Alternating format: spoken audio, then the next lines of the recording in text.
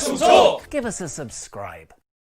Kenny Omega is the best thing in wrestling. I guess I should have phrased that as a question because that's how we've titled the video.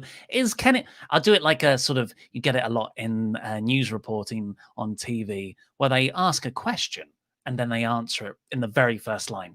Is Kenny Omega the best thing in wrestling right now? Yes. Kenny Omega is the best thing in wrestling right now. I'm Mr. Davis, your Jam That Champion. I will be retaining my Jam That Championship to be the first ever successful title retainer in championship history. Three-time at TLC against El Fakador Laurie Blake at TLC Live Reactions this Sunday. And joining me on that show will also be Lukewarm Luke Owen. Hello. Yes, Kenny Omega is the best thing in wrestling right now. Yeah, I don't like you either. We are reviewing last night's episode of AEW Dynamite. It's been quite a few weeks for AEW Dynamite, and it's set to be another quite a few weeks because we've had Winter is Coming, then we had the Sting explanation episode last week, and then next week we've got sort of 3 weeks of New Year's themed, holiday themed smashes. So they're kind of mini pay-per-view TV specials with Snoop Dogg. And this episode was kind of in the bit where you don't do all your big stuff. Yeah, I mean, this episode really felt like it was all about here's the talent you need to be looking out for next year. So that is people like Top Flight. That's like the Acclaimed. Even I think it's sort of like the women's match as well, where you had Deeb and Swole, Ivelisse and Diamante.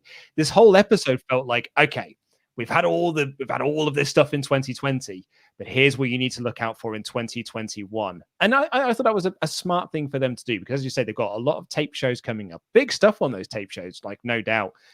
The Acclaimed versus the Young Bucks for the tag titles, but probably, more importantly, Rey Fenix versus Kenny Omega for the AEW Championship, which I think is going to be an outstanding match. Yeah, So that's, I think you're totally right. You can't do every episode as a killer super angle thing. That's called hot shot booking. It burns the audience and yourself out. It's not a long-term thing. So this is a fascinating episode, particularly tonight.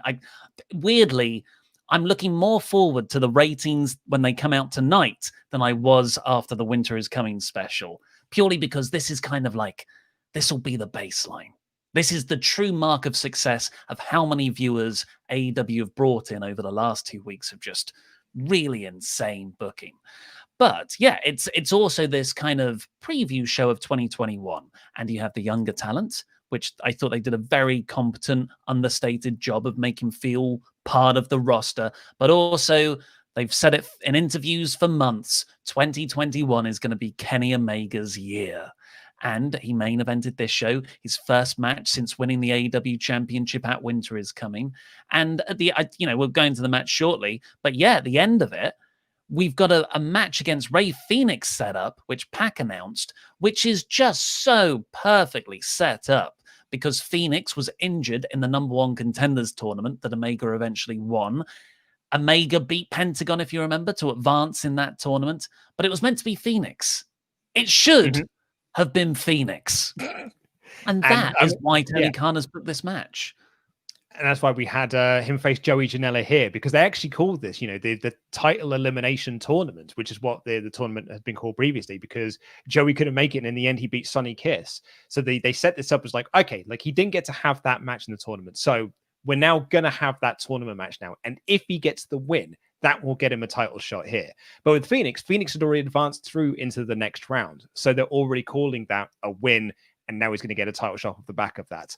Really nicely set up. It all makes sense. And it's all, you follow it. And it's just lovely, really, isn't it? When you set up matches that have got a nice little bit of logic to them. Doesn't need to be ever expanding, not like, this, that, and the other. Just a very bill. Well, that makes sense, doesn't it? So that's lovely.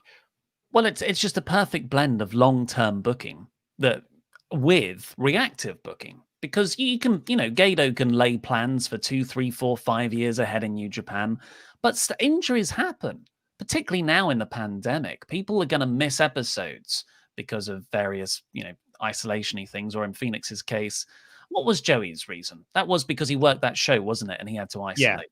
But right, Phoenix picked up an injury.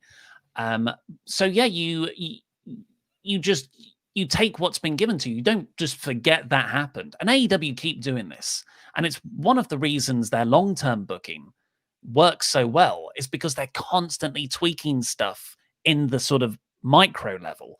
Eddie Kingston, his whole push was because he didn't get properly eliminated from the Battle Royal. And that, I don't think that was meant to happen. They just ran with it. Just like how they're running with Phoenix not getting to advance in the tournament here. But to answer the question of, is Kenny Omega the best thing in wrestling right now? It was a realization I had while I was watching this show. And now we kind of debated whether we were going to run with this title sort of earlier in the day. We were sort of thinking, like, what do we want to talk about on the Dynamite podcast? And I suggested this title, and you said, "Oh, there is the Roman Reigns stuff on SmackDown, which is, legitimately great." Yeah. And I was like, yeah, I mean, and you're absolutely right. But I feel like this is something that can be discussed. Is Kenny Omega the best thing? Because I had this moment when I was watching Dynamite where I was just like, I can't wait for Kenny to come out.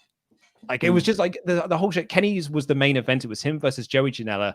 And the entire time I was just thinking to myself, I cannot wait for Kenny Omega to come out. I cannot wait for the main event. I'm not that enamored with the idea of Kenny versus Joey. I just want to see Kenny Omega. And I'm sort of finding myself reading all these, the recaps of Impact and stuff, and like watching what he's doing there and just being so excited by it. Like him hanging out with Carl Anderson was like, oh my God, this is amazing. And then the announcement that he's going to be on Hard to Kill, and it's him with the Good Brothers, a Bullet Club reunion versus Rich Swann and the Motor City Machine Guns. Like, it's just incredible. Like, I want this. And I cannot wait for it.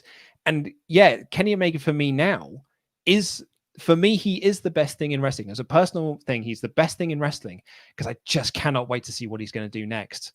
And that for me is like and he's just got this star power about him that makes me excited for what. And even if it's just him coming out and cutting a promo, I'm like, can't wait for it though. Absolutely cannot wait to see him. Yeah, I'm trying to remember the last time I thought this way about a wrestler. It would probably be a mix of Kevin Steen back in Ring of Honor and CM Punk around, CM Punk until he left WWE really in early 2014. And that is, totally. I would watch the shows. In Ring of Honor's case, I would enjoy those shows, but I would just be waiting for just a promo segment would make me ecstatic for Steen. With WWE, I resented sitting through the shows, but I did so just for a glimpse of Punk, whether it be an entrance, an interview, a promo, or a match. And yeah, within 2 weeks, that's how I feel about Kenny. This is how I used to feel about Kenny back when he took over the Bullet Club in New Japan as well. We won't retread this again. There's an argument he should have been this last year when AEW kicked off. You've got to think, how many of those million viewers in that first week would have stuck around if he was this kind of star power, like this kind of draw? But what they're doing now, I totally agree. I'm not seeing anyone in the chat. Oh, yeah, no, there's a few people about like arguing the Roman thing. We're not saying Roman's bad. We're not saying the head of the family storyline's bad at all. It's fantastic. This is a good thing.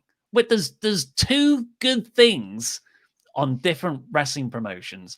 But I think, for me and you, Omega is the most exciting right now. I was wondering, is there a way, producer Rich, for us to do a poll? We could, but it's awkward because this is an AEW stream. It's mostly AEW people watching. I think it will be a bit weighted. It may be a bit weighted, yeah.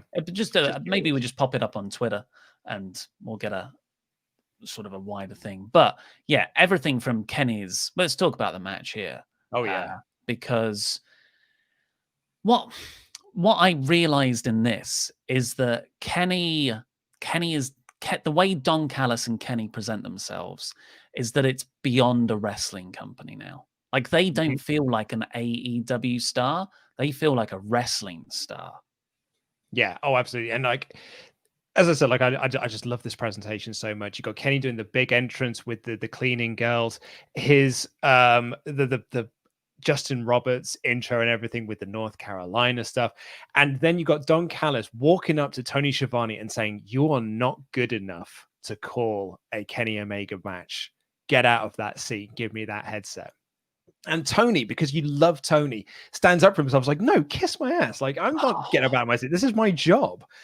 And then, like, apologizing to JR and Excalibur, was like, "I'm so sorry that I reacted that way." They were like, "No, you absolutely should react that way." And then Don Callis, like the big dick that he is anyway, just grabs a microphone and starts calling the match anyway, and talking about how great Kenny Omega is.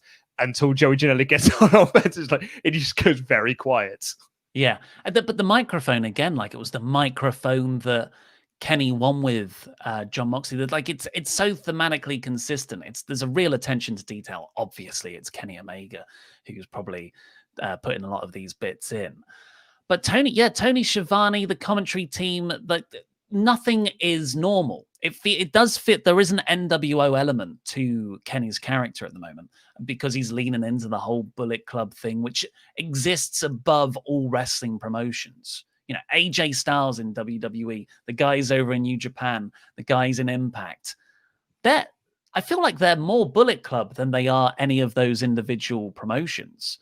And that's kind of what the NWO brought. And it's about making those segments feel completely different from the rest of AEW's presentation. So it shouldn't be overstated how important Don doing his own commentary of that separate to the commentary desk is to that perception.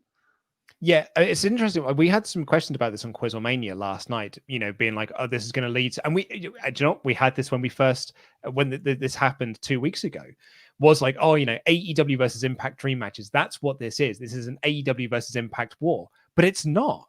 It's just Kenny Omega is bigger than one promotion. This isn't about the AEW Women's Champion versus the Impact Women's Champion. This is just Kenny Omega is the biggest thing in wrestling, and therefore he's going to go to as many promotions as he wants because every promotion wants Kenny Omega. So he's going to go to AAA. He's going to go to Impact.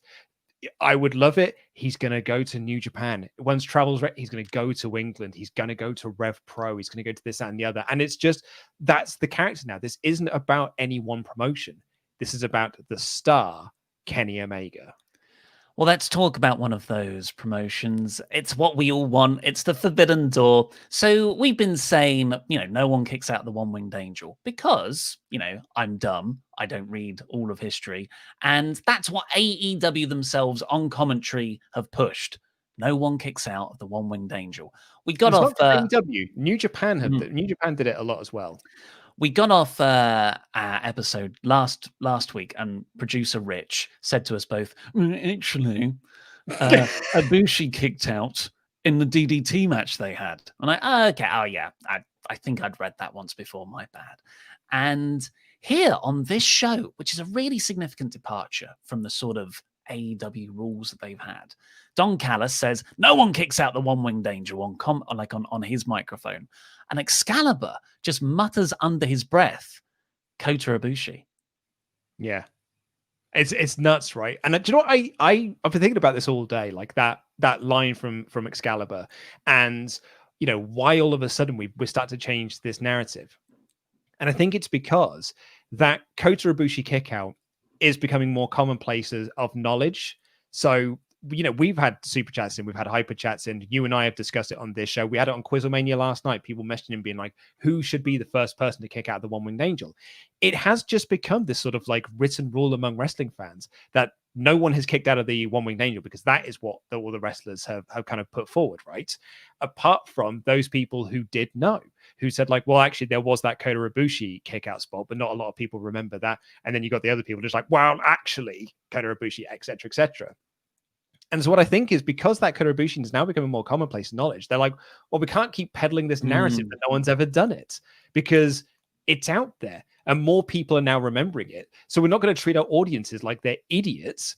We're just going to just change it and just say like, yeah, okay. So yeah, Kota has kicked out of it. That's now the story. Kota is the only person who was kicked out of the One-Winged Angel. And it's just treating your audience with respect. And you'd think, yeah, totally. I totally agree with that. Compared to some companies that, just ignore facts and truth and history to serve whatever story they're telling at that moment, which they would later contradict anyway. We just did Vengeance 2001 for WrestleTalk Extra, and the whole thing's built around the first ever undisputed championship in wrestling history, which Dave Meltzer points out is nowhere near true. You'd think, oh, Ibushi kicked out the one-winged angel. This story doesn't work. It doesn't make a as good a story if no one ever has. I totally disagree. I think if you lean into this and you go the way you want it, like, what's better? No one's ever kicked out the one-winged angel? Yeah, that is cool. Or, but wait a second, there's one guy from Kenny Omega's past who has the secret. He can beat Kenny Omega. And then, like, either he beats him, that's cool, or Kenny beats Ibushi. If that ever happens, I'm sorry, I'm getting carried away on fantasy booking here.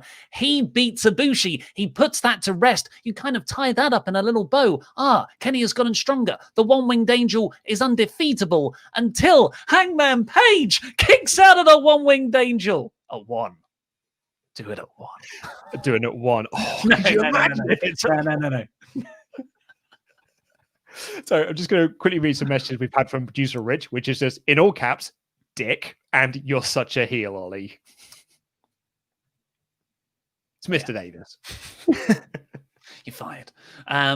So yeah, I'm so excited about everything that Kenny Omega does and touches. I know we were a bit last week's segment that what we went into that, like it was promoted the wrong way. They said that they were going to have this huge announcement. If they didn't put so much pressure on it, we wouldn't be there like, what was the point? It was just repetition of what he said on Impact. But now I think they're aware of that sort of stuff. But should we see what the Ultra Chats think? Let's see on the subject of Kenny Omega. Get in all of your Ultra Chats to WrestleTalk.com/support. We will answer every single one of them before the end of the show. Bacon Rasher. Hi, lads. Firstly, great work with the news this morning, Mr. Davis. Secondly, I'm slightly hungover still from the Beer 52s last night. Great show as always. Probably for Quizzlemania there. Finally, on wrestling. Why are Dark Order being buried recently? Finally, yes, Kenny is the best. I don't know if the Dark Order are just being buried. I just think that they are, as a group, are losing their way without Brody Lee, who is at the moment recovering from an injury. I guess that's the story they're telling. Yeah, and I mean, their whole gimmick is that they don't win. That's why they're in the Dark Order. But I don't think that, they're not being buried at all. Buried is buried. You'll know when someone's buried. Christopher Jazzcat. Okay. He's written here, crap take.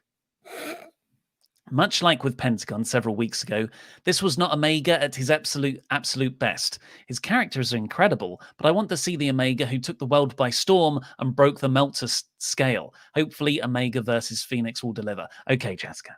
Right. So we didn't actually go into this match with Joey Janela. He cannot be having a 5-star, even 4-star and above match with Joey Janela on this episode of Dynamite. The whole point of this episode is to have Kenny come out and destroy Joey Janela. Joey Janela is not on the same kayfabe level anywhere near him. If anything, Omega gave him too much when Joey Janela reversed a one-winged angel into a reverse Rana, put him through a table on the outside. I think that was very generous of Kenny, and I'm glad he did it. But there is no way that Omega should be pulling out those style of matches because it's hot shot booking. You choose the points you put on the super match. That's exactly it. Yeah, Joey Janela versus Kenny Omega at this point doesn't need to be a 5-star classic. Doesn't need to be. It doesn't need to be breaking the Meltzer scale because it's not about that at the moment. It's about establishing this character, and then because if Kenny Omega had 6-star matches every week, they wouldn't feel special anymore. Look at the G1. That's what happens. So you have to have matches like this, and I think that's great, and I love that, and I really enjoyed this match for that. And like I thought, Kenny going hell for leather on his buddy Rise of the Terminator thing was absolutely nuts at times, and like taking the spot, the table spot from Janela, this, that, and the other. But it was about putting doubters to rest. which I love because I don't think there were any doubters. Those were doubters that had been created in the mind of Kenny Omega and Don Callis. Shannon R. Smith, wishing Kenny would get old club members versus the current club. There's your blood and guts match. Oh man, I wish AJ had gone. Like, look, I'm gonna retract that. I'm glad that AJ has got an amazing contract with WWE. I'm glad that he is getting untold amount of money. Matt Jackson revealed that, the plan was originally for the first episode of Dynamite, it was going to be the Good Brothers and AJ were going to debut at the end of that show. It was also going to be in Madison Square Garden. That was the original plan. And that was your ending angle, was AJ and the Good Brothers debuting. What we got was Jake Hager, which is, there's probably a bit of a step down. But in the end, AJ and the Good Brothers both got offered contracts from WWE that were so much bigger than what they would have been had it not been for AEW. And the way Matt Jackson tells it is that AJ texted him and said, I would never have got this contract without you guys. So thank you. So I'm super happy that AJ has got that contract. I'm super happy that he's getting the main event run. I think he's great. Bloody love AJ Styles. But I do wish, in my selfish fandom, I do sort of wish he hadn't taken the money so he could have been hanging out with this lot. Definitely. I agree, of course. But at the same time, I don't want to see a Bullet Club in AEW. I think what Kenny's doing right now, is good. He's gone back to one character. Any more so, you would risk turning it into some kind of rehash. And that's not the sort of creative that Kenny is. I imagine he wants to keep moving forward, sometimes to his own detriment. Nate S. For me, yes, Kenny is the best thing in all of wrestling, mainly because of all the exciting possibilities with working in Impact. I'm trying not to get my hopes up, but it's hard with all the teasers getting thrown out like Tamatonga on Twitter. Yeah, and Jay White was doing it as well, posting all the leaders of the Bullet Club. So, yeah, everyone's getting involved in this, which I think was it's exciting, isn't it? Because it's getting wrestling fans excited and, trying to get your hopes up and get you sort of pumped for these sorts of things. Tyler Woodward, I enjoyed AEW last night. It's a shame WWE can't do the same with Raw. Don Callis is getting a little annoying. Oh. Kenny is the greatest wrestler at the moment, but Roman is the greatest character. Again, Kenny has got me excited for Impact. Merry Christmas again. Jam that jam. I didn't actually realize Kenny Omega, Don Callis, Roman Reigns, Paul Heyman. I didn't pick up on that opposites of managers. But if Don Callis is getting annoying, I think that might be his job. I take it as heel annoying. That's a shame if you take it as sort of go away heat annoying. I imagine that's what you meant. But yeah, I think Kenny's a great act, but character-wise, Roman's got so many internal conflictions. So I would agree. Roman is the better character.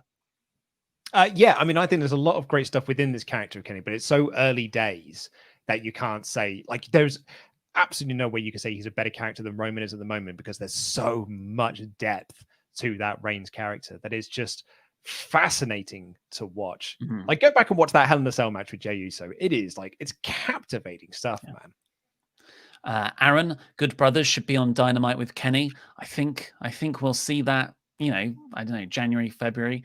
Monty Granito, I rejoined wrestling with AEW, so I missed New Japan Kenny. I only know nice guy AEW Omega. This is so much better. He's a great actor. He transcends promos. He is different characters. He's so much better.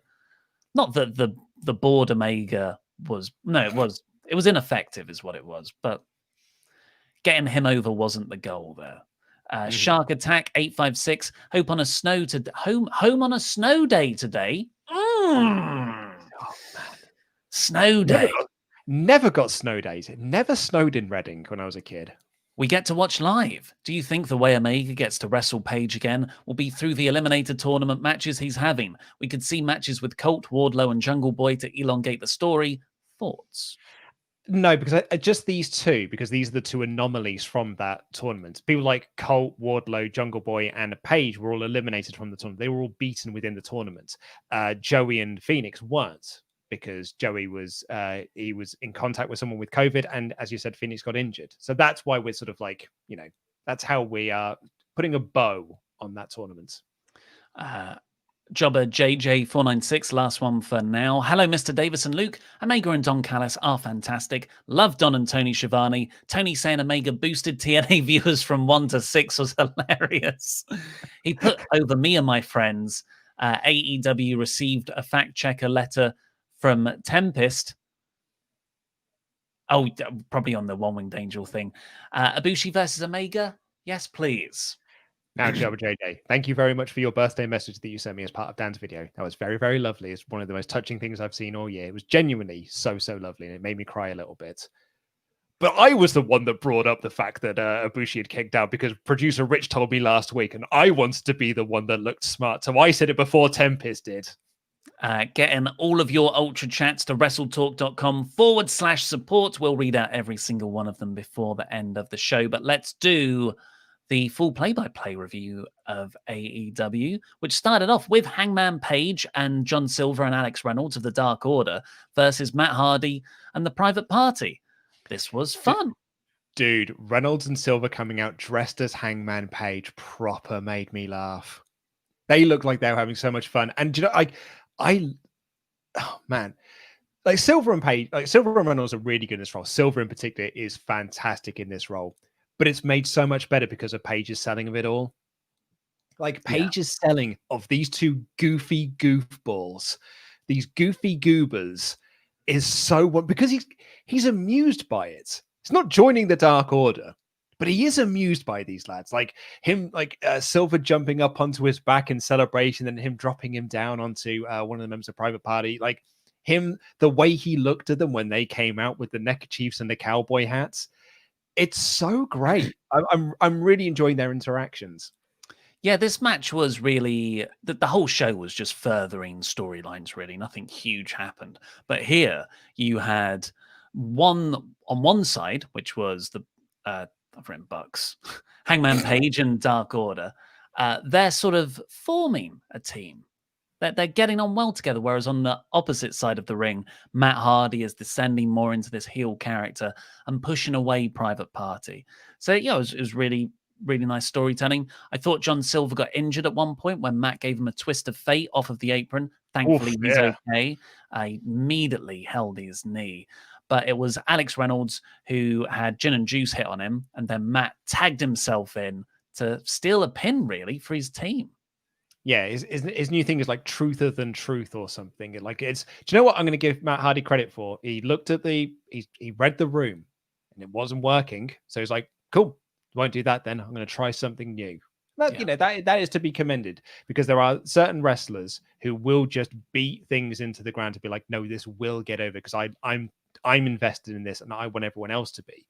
But Matt looked at it and was like, it's not working. Let's try something else. And, you know, maybe this one will work. Where do you think Page and the Dark Order are going to go here? I don't know because I don't think that Page is going to join the Dark Order. So for me, I think this builds to Page, Brody Lee at Revolution, with Silver and Reynolds kind of caught in the middle. Who are they friends with? Are they more friends with Page or are they more friends with Lee? Yeah, and maybe Lee's like, look, either he joins or you can't hang out with them anymore. Be quite heartbreaking. Another friendship ruin for Page. Then we got MJF celebrating with this little plaque that the New York Times had awarded him for the best, the Dinner Debonair segment, and Chris Jericho was visibly annoyed, even though he didn't say it, that he didn't get the award. I loved MJF's because Jericho was like, no, I was a part of that segment. You know, it should really be a co-thing. And MJF at the same time was saying, you're right, Jericho. And at the same time was saying, you're also wrong, Jericho. I won this on my own. This is good. Then we got a little video playing of the Rhodes decorating their Christmas tree. And they get a delivery on their door. They open up the little box. Hey, it's some baby shoes. They're having a baby. And Pharaoh is a guard dog for the baby. You love to see it. Congratulations to Cody and Brandy. Fantastic news. Lockdown's boring for wrestlers. Wrestlers, they're used to moving around a lot. They've got a lot of pent-up energy, I think, in lockdown. And they're churning out the children. There was a lot of stories that we're going to see a massive like birth spike in sort of March, April time. So I don't know what that means for Brandy, though. Of course, Brandy has been a part of this Jade Cargill Shaq feud.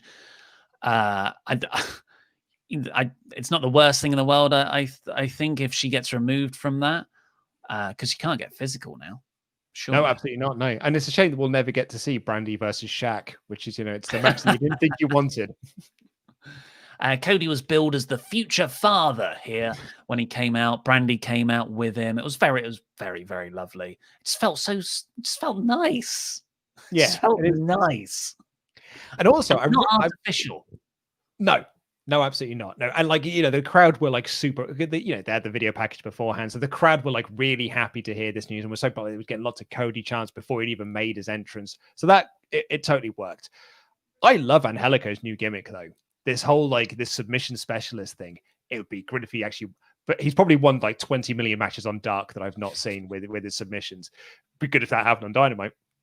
But I do like this new thing, they're putting over his pedigree of the sort of the submission specialist. And there's a moment when he was actually on his back and he was goading Cody into getting into sort of like a grappling game with him because he knew that he would win and that was his game. I think with some fine tuning, you could push Angelico as AEW's version of Zack Sabre Jr. Oh, yeah. Yeah, that's a great comparison. Because there's a moment when he had one of the submissions on him that Cody could only get to the ropes by using his mouth. Like he had to like bite down onto the ropes to break the hold. There's some really cool stuff you could do with Angelico in this role. Because I think Angelico's got he's got a lot of untapped potential I'm trying to say that word right, untapped potential in AEW. Yeah, and it was, as always with Cody, he did a great job of showcasing the other guy. I read this in the Cage Side Seats review of the episode, though, and I can't unsee it now. Cody's leg was worked over for a good portion of the match. How does the match end? Hop, hop, hop, up to the top rope. Way, cutter. So I was like, yeah, they probably shouldn't have done that if your leg was really taken out. But yeah, cutter off the top rope, different kind of victory for Cody. And then out come Team Taz, who I know they've got 4 people now because, what's Taz's? Hook. Hook's joined them as well. But they just looked bigger. Maybe it was the way they were standing. I thought, is this the end game? It's just Team Taz going to recruit 50 people and the Nightmare family are going to recruit 50 people and we're going to have a 100-man match. Could have been. Who knows? But yeah, they came out and started calling, mocking Cody for becoming a daddy. And, Ricky Starks was like, where was our, praise when we became your daddies a couple of weeks ago? They kept calling Darby Turtle Boy as well, which is, it's been a popular meme on people saying that he's the grown-up version of that. Let's go out. Here comes Sting. I like Hobbs not being scared of Sting and wanting to get into a fight with him and Brian Cage and Starks sort of like pulling him back. But I would say you need to keep Sting special. Don't advertise, hey, Sting's going to be on this show, and then this is your Sting appearance. Because it's now 3 weeks we've had of Sting. One, obviously, the first week was the surprise. Sorry, my wife's watching something, and it sounds like she's watching Nightmare Before Christmas. I was like, I swear I can hear Nightmare Before Christmas. Anyway, you had Sting debut. Then last week, you're like, Sting's going to cut a promo. So Sting then cut that promo. Then you're like, Sting's going to be on the show tonight. And it's just Sting coming out and pointing a bat at someone. The more you do that, the less special it becomes, the less people tune in for it. So that'd be my just sort of like pump the brakes a little bit on your use of Sting. Yeah, I'd agree with that. But he stared at Cody and Darby. So nothing new. Yeah, probably could have not had it at all. Yeah. Backstage, we had Miro talking to Alex Marvez. And I actually thought this was one of the better things Miro's done. He seems like a bit renewed as a character, a bit reinvigorated. He's been fined $75,000 for beating up 3 officials last week. And he said it's not about the money. It's about the likes and subscribes. I just thought, yes, a man after my own heart. And Marvez was pretty good here. Mm-hmm. Yeah, no, absolutely. Also, while you're here, please do give us a subscribe if you haven't already and click that thumbs up. Let's have a thumbs up party, I guess. But yeah, I thought Miro was great. I really enjoyed Marvez here. And he announced that he's going to be on Dark next week and he's going to be on Dynamite next week to announce the wedding date for Kip and Penelope Ford. And then at the end of this, Marvez was like, but what about Christmas? And Miro points out that actually it's his birthday, and his birthday is on Christmas Day. So it's like, it's actually about my birthday. But what about Christmas? And he just shouts at him, "Bah humbug." It proper tickled me. Yeah, this was good. Later on, Best Friends said they're going to be there for this wedding announcement. Long time coming. I hope they've got something good. Then we got an Eddie Kingston promo where, he literally entered God tier. He cut a promo on God, said, "All the people that hate me right now," and he pointed up at the sky. He's feuding with a lot of folks. Lance Archer, Pentagon, Phoenix, and Pac all came down. Of course, this is Pentagon's return from injury 2 weeks ago. And they all get in a brawl with the family. The family run off, and Lance is staring a hole in the back of Pac's head. I really enjoyed this. Yeah, you got Kingston coming out cutting this promo. Loved him calling Archer the big goofy bastard, which really made me chuckle. And then Archer comes down to like beat him up, right? So then the family jump in, Butcher and Blade all jump in, start beating him down. Then Death Triangle get in the ring and have the stare off. And everyone brawls. And it's just Kingston and Archer left in the ring. And Archer's about to chokeslam him. And the bastard Pac just walks in and boots Kingston in the face. And Archer's still got his hand out, like as if Kingston's still there. And he just looks at Pac being like, "What? You did what, mate?" But Pac is just like staring at a hole in Kingston being like, "That's what I'm doing." And I was like, I mean, okay. This is we'll talk about this. I really love this. I thought Archer did some really good subtle selling of all of this. And yeah, bloody love Pac, man. He's great. Yeah, something's going to combust between all of them, I feel, soon. Then we got a promo from Dustin Rhodes saying he's going to kick the Dark Order's ass next week because he's facing Evil Uno. Then we got a 12-man tag, not the 7-man, 14-man tag, I guess it would have been, because Wardlow was pulled for personal reasons. And you got to imagine that's something pretty severe because that guy does not miss work. He did an interview recently that I read where he said, and it seemed legit. It wasn't kayfabe. It was like, "No, I legit don't have friends, so I can focus everything on training and my job." Crikey. Yeah. So personal reasons. Hope the guy's okay. But we got him and Brandon Cutler was sort of removed to even the odds, and we got an Inner Circle match with MJF joining the Inner Circle there. Yeah, I don't think there's I've seen a few people say that there's something to be read in the fact that Brandon Cutler was the man that was taken out of this match because he was one of the people that sort of agreed with what he was like very vocal against Jim Ross and this that, and the other, and was like making fun of it. I don't think there's anything to be read in that. It's just that you just kept all the other tag teams in there. So because it was Varsity Blondes, Top Flight, and Best Friends. So it made sense for Brandon to be taken out of this match. And Santana's back as well with Inner Circle. So we got very close to having a full Inner Circle group here. But I really enjoyed all the Pillman Jericho stuff. Really, I thought I was Jericho. We've seen this throughout his AEW run. Just finds people that he wants to work with. So he looked at Orange Cassidy and was like, "I want to work with him." The Brian Pillman Jr. is like, "I want to work with him." And now it's Top Flight, and it's just like, "I want to work with these guys. I want to impart some of my 30-year knowledge onto this younger talent to help them improve." Yeah, because that start-off moment was really nice. It was Chris Jericho who got Pillman Jr. a job in AEW, essentially. He was in MLW before then. But yet this match was really built around Top Flight. You got a 12-person tag there, with all of, the bulk of the Inner Circle. And the focus is Top Flight here. And Meltzer has been saying for weeks, they're amazing. They're amazing in the ring. They're far beyond anyone I've ever seen at this age, because they're 19 or whatever.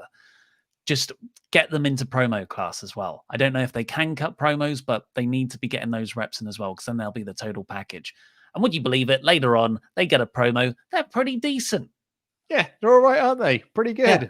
And they sort of challenged Jericho and MJF for a match next week, so that's big. But yeah, this was it was a decent match. The in-ring quality of Dynamite is so good that a decent match is still very enjoyable. I don't want it to sound like I'm negging it by saying it was only decent. It was really watchable. Ollie shoots. Mr. Davis shoots on AEW. But the finish was cool. Jericho used the bat on Griff Garrison. Hager hit Wardlow's finisher, which I took more as a sign of respect as opposed to their weird stare-off thing they've got. Okay, that's interesting because that's what commentary said as well. But I thought it was more of a diss to be like, I can hit this move just as well as you can. It could be either way. Could be either way. And then Hager just tags in MJF because he was asking for it. MJF gets a free pin. Doesn't do anything. So it was really nice to see the Inner Circle working as a really coherent heel unit. Yeah, I really enjoyed this. I thought it was a lot of fun. You know, it's a 12-man tag, so a lot of bodies getting in there, but they did a lot of story within this. Yeah, big fan of this. Also enjoyed like the best friends Santana Ortiz stare down because I have missed Santana, and I've actually really missed Santana and Ortiz wrestling, so it was nice to see that again. There's so many tag teams in AEW. I really hope we can get some good stuff out of Santana and Ortiz in 2021. That's one of my big hopes for the year. I'm just gonna draw everyone's attention to this message from the wonderful mod mother Jenna. Be nice to each other, folks. Stop being dicks in the comments. Everyone respect each other's opinions. You can say something's good without criticizing the other. Thunder Rosa, but WWE's rubbish. Thunder Rosa then I'm kidding. Thunder Rosa then cut a promo backstage on Britt Baker. Just awesome, fiery promo. But then Reba and Britt jumped her, and quite a nice visual, poured water over her face paint and tried to smudge it off. Yeah, do you know, actually, Rosa was a really good promo. Like, she's got a lot of fire behind her. And Britt Baker's a great Mean Girls character, being like, oh, we need to make sure the camera's working because Thunder Rosa was looking at it. And she's so ugly that she might have broken that camera. It's wonderful Mean Girls terribleness. After that, we had SCU versus the Acclaimed, which again was more about getting over the Acclaimed than anything for SCU. I just, again, a decent match. So the tag division since Kenny and Paige lost the belts, I can only speculate as to how AEW books their segments, but it seems like it's quite clear with the executive vice presidents, right? Who's got the most influence? Cody's segments are of a particular tone. When Kenny's involved, it's a particular tone. When the Bucks are involved, it's a particular tone. I thought it was the Bucks and Kenny through the majority of 2020, but maybe it was majority Kenny treating that tag division, because as soon as he steps aside into the singles bit in August, that's when we start getting the weird tombola to set up matches. We effectively had a rap battle here, which was entertaining. It was sports entertaining, but it's not super to my tastes. And I said in my review earlier, variety is good. But yeah, this feels like the sort of Attitude Era stuff that I don't necessarily, doesn't vibe with me. I think that's fair. I didn't pick up on that, but I think that's a completely fair assessment of this, because I thought the Acclaimed sounded really good when they did their rap.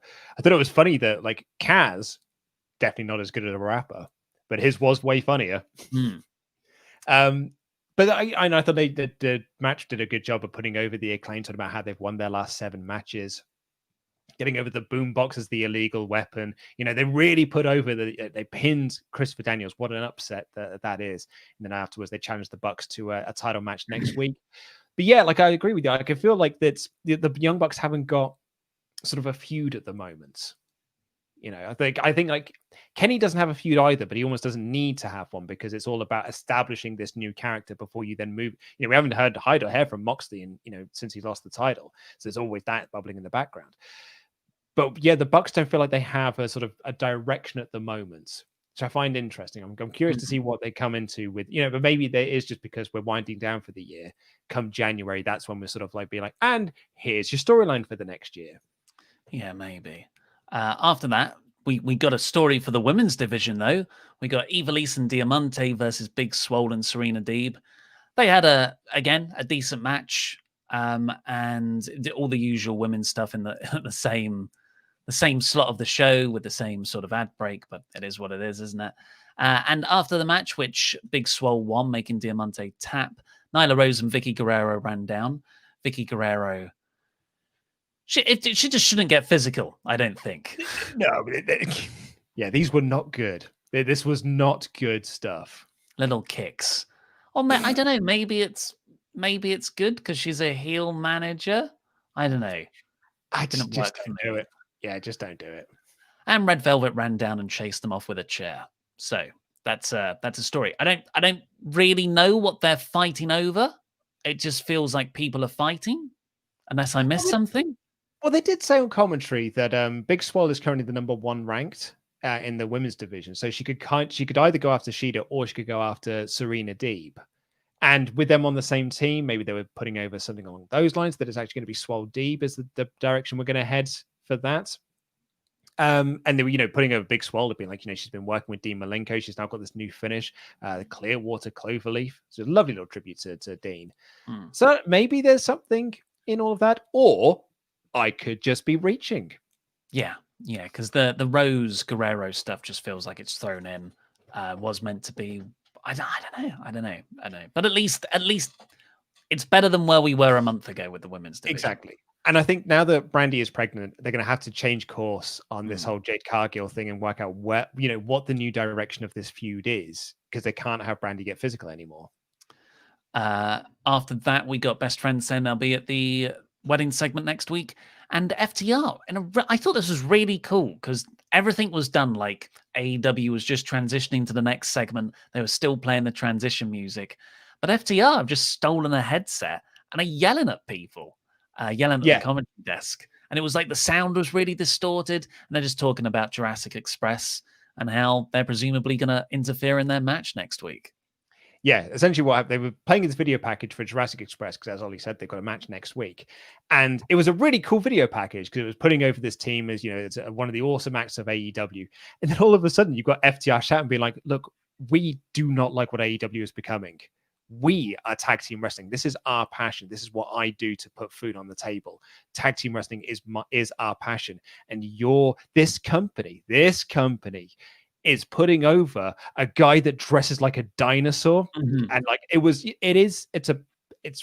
been talking about this on a lot of shows, when it comes to FTR, but they have got tag team ideals, and Jurassic Express are not part of those ideals because one of them's a dinosaur. So I think that would be a really fun feud, actually, because I'm quite excited to see Dax and Cash get in there with Luchasaurus. I think that'd be really cool, and Jungle Boy as well. I think there's some really good stuff to come out of that. Yeah. And then it was the main event that we've already covered with Kenny versus Joey Janela. So overall, yeah, this was just this is an average episode of AEW, but in no way is that a condemnation of it. Same with you? Yep, same with me. I thought it was a really, really good show. It's just, solid AEW stuff. And sometimes that's okay. That's what we need. And, a lot of the time it's just rely. Spoilers for if you read the WrestleTalk magazine. I did vote for Dynamite as my favorite wrestling show of the year because, well, every time I sit down on a Thursday to watch, I'm like, I'm going to get 2 good hours of television here. I'm comfortable with it. It's lovely. The poll was also good. 53% gave it good, with 30% thinking it was excellent. Poor and terrible, very low, not even above 10% for either of those. So yeah, people were in agreement with you and I. Yes. Before we get on with our Ultra Chat reading, remember, WrestleTalk.com/support. Get your Ultra Chats in there, and we will read out every single one of them. Let's say a big thank you to our $25 a month or more pledge hammers on Patreon. Once I've found the shout-outs on the 17th, here we go. Let's get the cheap pops going. Let's have a drink. Chris Merriman. Woo! Yes, indeed. Angelic Angelo Mercado. Thank you. The Pharaoh, Stephen Mazzaferro. Oh, like the dog. Manipulating Manny Umaria. Thank you very much. Duncan. Just Duncan. Just Duncan. This is some kind of Patreon shout out. Nate dropped surname. Woo! Jonathan, the Headmaster Headman. Cheap up. The master of the images at the moment, the Headman. Pete Fiber Bronitas. Butter me up. Sora Nord. Butter me up indeed. Ari and Shafir, the Boozerweights. Thank you. Bananas. Hannah Bananas. Again, you always go fabulous. I always think of Gwen Stefani. Yeah, that's how's it? Bananas. Carmella has overwritten my mind. And lastly, for now, probably better than Kyle, Philip O'Reilly. Thank you very much. If you need a present for someone or for yourself this Christmas, why not become a Patreon for WrestleTalk? Be a pledge hammer. Because when's Vengeance 2001 going live? Monday. So me and Luke review. Sorry. I know you were setting me up there, but I should do it. Sorry. Yeah. Anyway, we reviewed Vengeance 2001 as our Patreon podcast. A lot of fun to dive into. It was the night where Chris Jericho beat The Rock and Steve Austin on the same night. Spoilers for the main events. They crowned the first ever Undisputed Champion. But also, how could you possibly forget Kane and the Big Show versus the Dudley Boys and Trish Stratus versus Jacqueline? Great Undertaker Rob Van Dam match, though. That is the best thing on the show by leaps and bounds. But yeah, I fall down a bit of a rabbit hole trying to Google how old everyone is at the time of that show. So that's fun. And I also get obsessed with URLs. That's what I thought you were going to say. You did fall down a rabbit hole as well of looking at all the individual URLs because, kids, there was a time when URLs were cool and every wrestler had their own individual URL. If you wanted to find out everything about The Rock, you would go to www.therock.com for his official website. It's before Tout. Imagine a world without Tout, before Tout.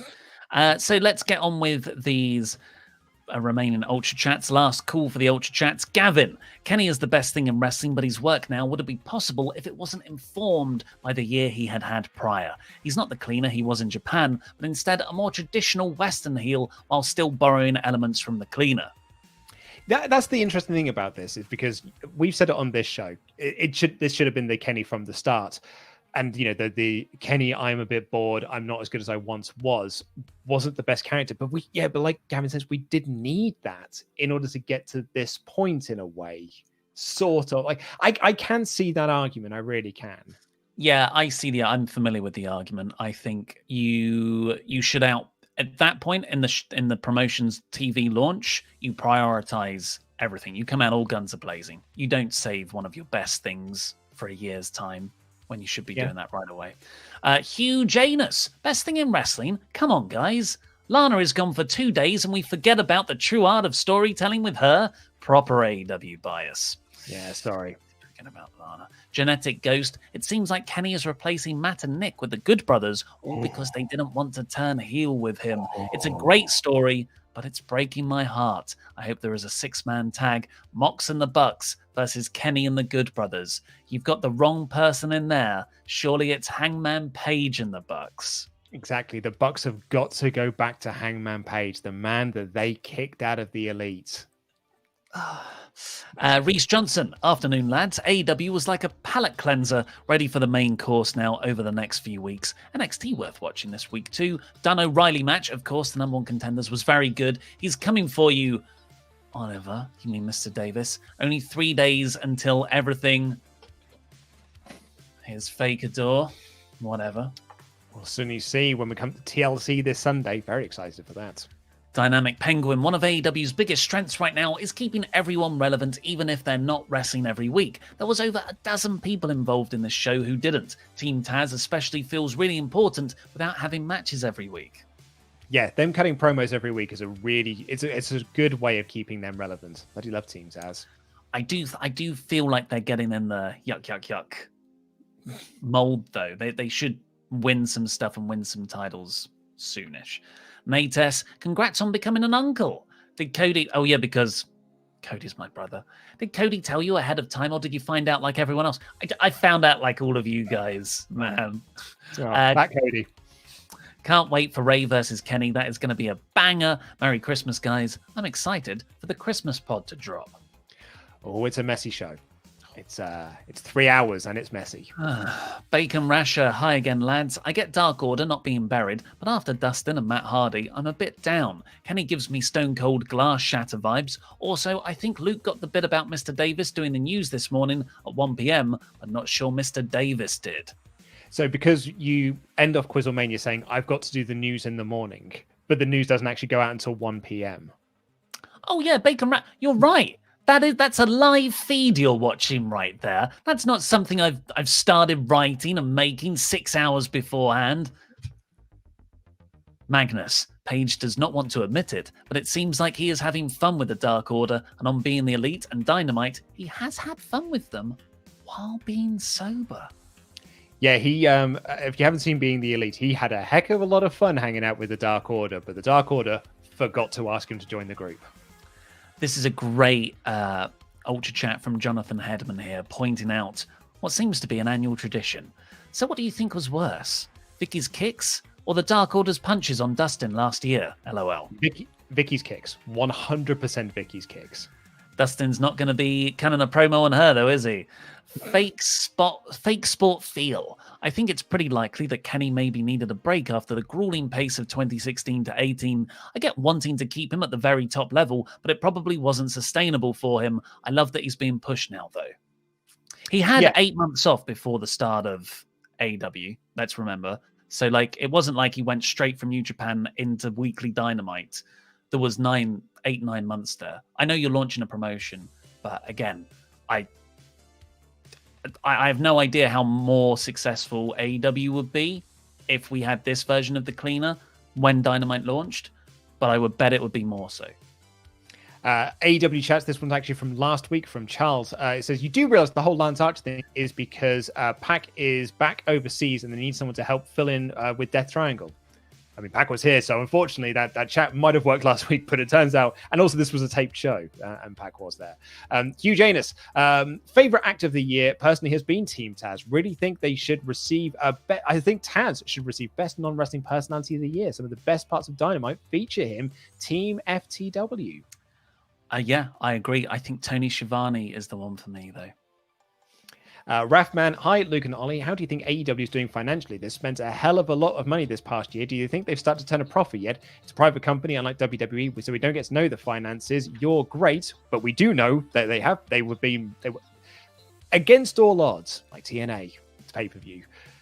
They turned a profit this year because they got a huge money deal from TNT, because TNT was so impressed with the numbers that Dynamite got in its first few months. They were like, we're renewing this until 2024, I think. And they got a huge money increase off of that. And Tony Khan was like, man, I didn't have this company pegged to be profitable until year 4 or 5.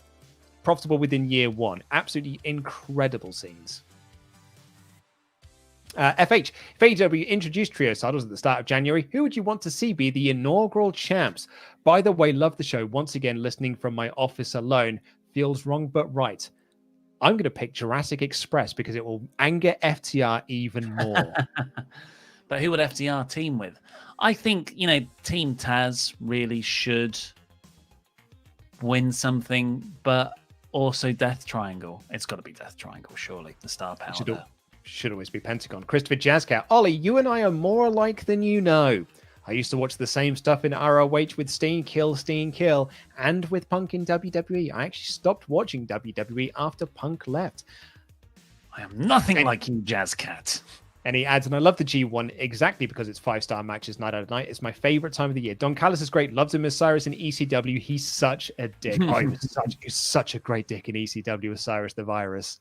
In fact, actually, a friend of mine, he's good. Actually getting back into wrestling again. We were talking about this the other night. He said, I haven't watched wrestling all year, and the speaking out stuff really bummed him out.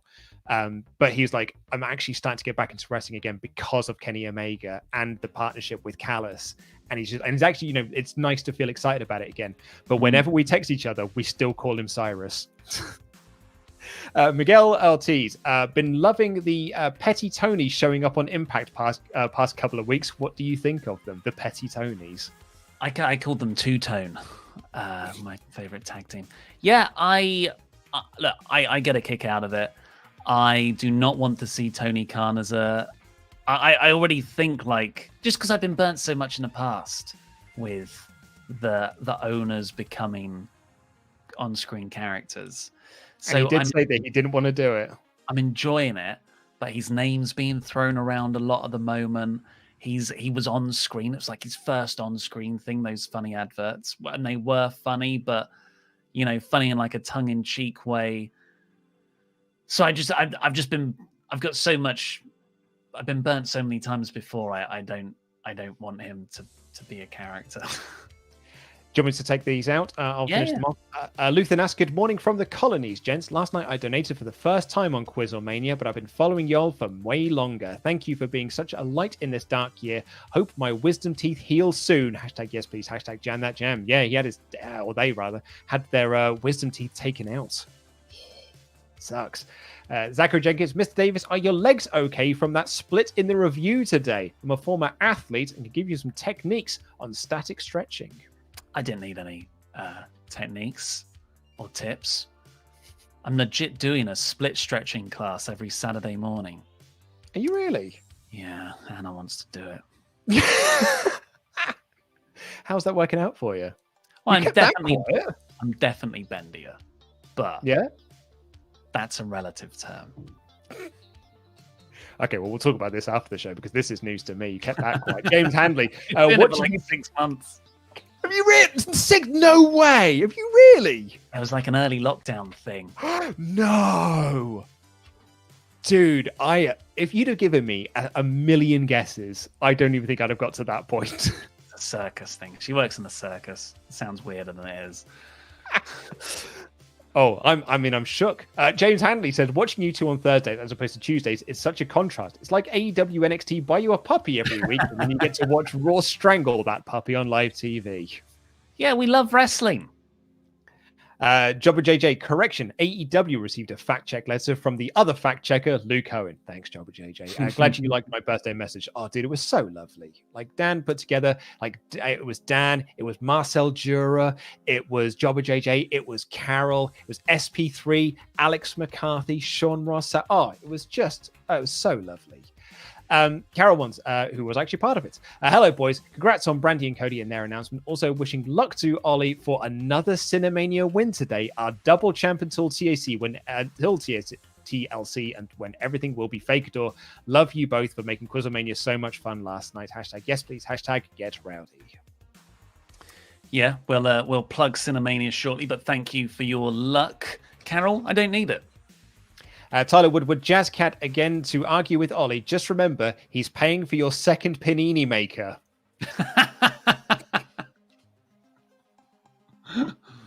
Thank you. Thank you for this past year. I've lost 2 stone in 2 months since I started Weight Watchers. Luke, any veggie meals worth trying? And Ollie, any panini ideas? Jam that jam. Oh, good veggie. Do you know what's great? A lentil dal. Do a really love it. Lots of garlic, lots of turmeric in there. That is a beautiful thing to have on, especially on like a cold winter's day. That's great. Slap that next to a paneer curry. Dishoom's cookbook is the one, and then take all that and put it in a panini. That is the way to do it. Yeah, but that's all of our super chats. Thank you so much, Hyper Chats. Thank you, everybody, ever so much for joining us here today and for all of those Ultra Chats. We love you all very much. And that's not all, because in under an hour, I will be beating 3 other people again to retain my Cinemania. I nearly said championship. That's now where my head goes. The Cinemania trophy. Luke is, of course, hosting it. It's going to be about Christmas movies. It's over on Cineworld's channel in under an hour. We start in 53 minutes. I'm going to look at all the box office takings for Christmas movies. The swat up for the game. It's like Quizzlemania, but with movies. Anything you want to say, Luke, to tease? Hey. Oh, I've got some fun rounds in there. I'm really, really looking forward to it. I hope you know your Christmas movies. Oh, this would be some fun to be had, I think. But Luke, how many rounds are there? There's 4. Okay, that's good to know. Well, see you over there, everybody. Bye. Bye. Jam that jam.